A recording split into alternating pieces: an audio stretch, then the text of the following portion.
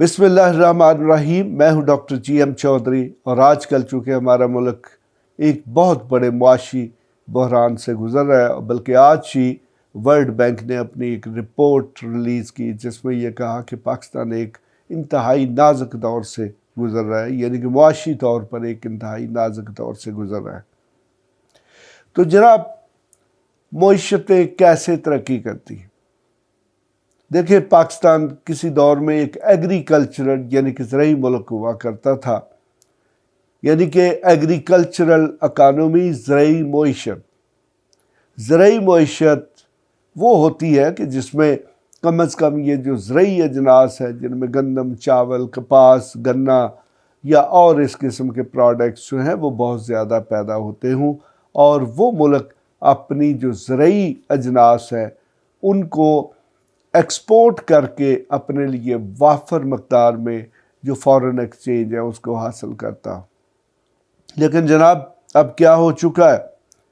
अब ये हो चुका है कि पाकिस्तान के पास अपने खाने के लिए गंदम भी मौजूद नहीं है। जो सबसे सस्ती चीज़ें जो कि गुर्बत के मेयार को डिटरमिन करती थी वो ये होता था जी कि आपके पास गंदम हो और दालें हों, क्योंकि कहा जाता था कि जो गरीब शख्स है वो रूखी सूखी या फिर दाल घर खाकर अपना गुजारा कर सकता है।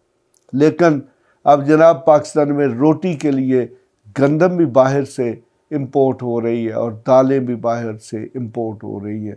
तो बाकी तो बहुत सारी अब सैकड़ों चीज़ें हैं जो बाहर से इंपोर्ट हो रही हैं, लेकिन हमारे पास उनकी अदायगी के लिए डॉलर्स यानी कि फॉरेन एक्सचेंज मौजूद नहीं है। लेकिन दूसरी तरफ देखें तो हमारी जितनी ज़रई ज़मीन है वो सारी की सारी जो है उसको हाउसिंग सोसाइटियों में तब्दील किया जा रहा है, प्लाजे बनाए जा रहे हैं। मुल्क की जो सबसे ज़्यादा जो अंडरग्राउंड इकानमी है वो सारी की सारी रियल एस्टेट में, हाउसिंग सोसाइटियों में, प्लाजों की सूरत में मौजूद है। हमारा टैक्स डिपार्टमेंट और हमारी हुकूमतों को कुछ नज़र नहीं आता, बल्कि हमारी जो हुकूमतें, उनके अहलकार या हमारे जो सियासतदान हैं वो बजाय इसके कि इन जो मशरूमिंग ऑफ ये जो हाउसिंग सोसाइटीज़ या फिर हाउसिंग प्रोजेक्ट्स हैं इनको रोकें और ज़रई ज़मीन जो है उसको बचाएं, बल्कि वो उसमें से अपना हिस्सा वसूल कर लेते हैं, यानी कि प्लाटों की सूरत में, बने हुए घरों की सूरत में, या फिर फ्लैट्स की सूरत में, या फिर कमर्शियल प्लाटों की सूरत में। तो जनाब, ऐसे तरक्की नहीं होती। दुनिया की जो बड़ी बड़ी मईशतें हैं उनमें सबसे पहले आप अमेरिका ले लें, आप जापान ले लें, आप चाइना ले लें, तो उन्होंने सनतों में तरक्की की है। सनतों के बाद उन्होंने ज़राअत में तरक्की की है। तो जनाब, हमारी इंडस्ट्री भी तबाह हो चुकी है। पहले नंबर पे हमारा इंडस्ट्रियल बेस था ही नहीं, हम एक कंज्यूमर सोसाइटी बन चुके हैं।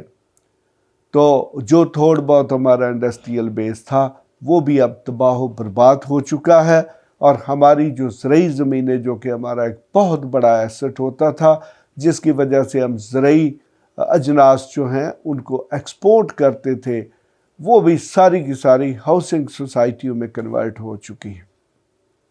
तो जनाब, आगे आने वाले हालात जो हैं वो इंतहाई संगीन और मुश्किल होंगे अगर हमने अपनी आंखें ना खोली और हमने अपनी पॉलिसी साजी जो है उसको इम्प्रूव ना किया।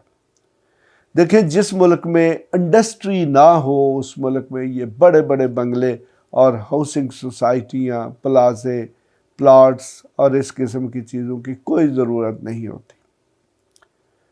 तो हमारे मुल्क में जो दौलत सनत और इंडस्ट्री की तरक्की के लिए लगनी चाहिए थी वो सारी की सारी हाउसिंग सेक्टर में जा रही, और ख़ास तौर पे हाउसिंग सेक्टर जो है, जो हमारे मुल्क की जो ब्लैक इकानमी जो है उसका सबसे बड़ा इन्वेस्टमेंट सेक्टर बन चुका है।